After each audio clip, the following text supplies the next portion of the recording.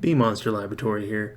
I wanted to show you guys an unboxing of a Raspberry Pi 4 Model B and give you my initial thoughts on this after I open everything. If you take a look here, my cat has absolutely destroyed this plastic bag that it came in. That's what happens when you leave her alone for 2 seconds. But I know there are many kits out there, and they all come with different options, different cards, chips, different add-ons, but I want to show you what this one came with. So really quick, I thought I'd tell you about the Pi itself, the Pi 4. This is the first one that I've owned, and I put these screws in here myself that did not come with the kit. But so if we look right here, we have Bluetooth 5.0.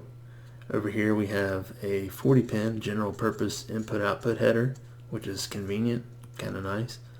And here we have the power over Ethernet hat header right here, right behind the Ethernet port. If we turn it around here, this is a gigabit Ethernet port, and here we have two of the USB 3.0 and two of the USB 2.0, which is pretty nice. Over here we have a analog output jack for headphones, and then these two are the same. These are two micro HDMI ports, and then over here we have the USB-C power port. It's a 5-volt port, runs at 3 amps. If we look in here, we also have a display port right here in the back, and then a spot for a camera, which is optional. You can plug your camera in right there. You flip it over, and we have one slot here on the back for the micro SD card. And in case you're wondering, this is the picture of the kit that I purchased on Amazon. Got the 8 gigabyte.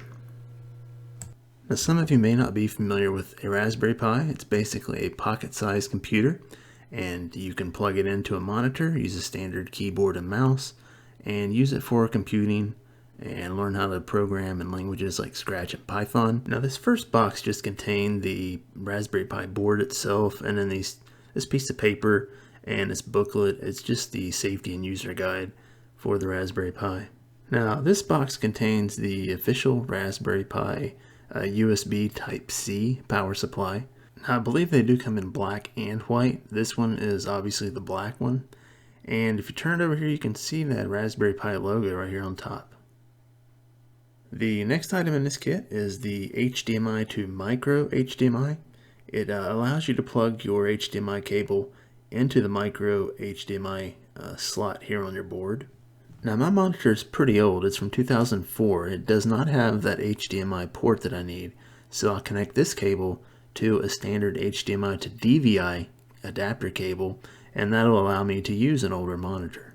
Now, it also came with a Raspberry Pi Quick Start Guide, and that will tell you how to attach your heat sinks, and it will tell you how to attach your displays, and it'll tell you a little bit about the micro SD card, and also it'll give you an introduction to the Raspbian desktop environment.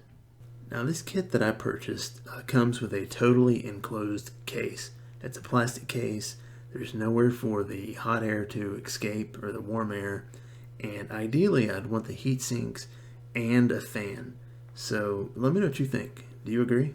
But there are some good things about this case. It does fit the board nicely, and it does have a nice clean look to it, and it also comes with these little rubber feet you can put on the bottom to keep it from sliding. Here are the heat sinks. The heat sinks came with the kit, and basically you're going to put these 4 heat sinks on 4 chips located on top of the board here to keep them from overheating. And you peel the bottom film off of each heat sink and place it and press it firmly on these chips. And the book will tell you which 4 chips to place it on. Well, I've got all 4 heat sinks in place, and now it's time to go ahead and load up my SD card and get it going. I'm going to read a little bit more about the Raspberry Pi, and I will be back with another video. Thanks for watching.